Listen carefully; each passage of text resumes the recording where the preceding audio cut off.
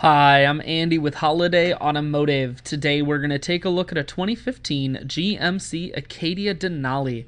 Starting right away up front, you have factory fog lamps, HID headlights, as well as the LED running lights surrounding your headlights definitely add a sharp and unique feel. Taking a look at the chrome wheels, these are 20-inch chrome wheels and they are wrapped with Bridgestone dueler tires. Inside, leather interior. Seats are very clean all the way throughout. Second row bucket and third row bench seating, so plenty of room for the whole family to ride very comfortably. You do have a panoramic sunroof up top as well. One more look down the passenger side before we swing around to the back end.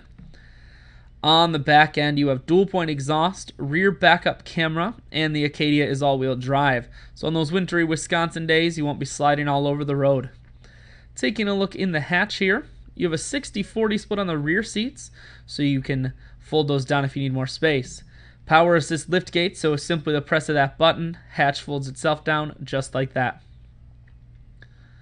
Holiday Automotive is located on the corners of Highways 41 and 23 in Fond du Lac.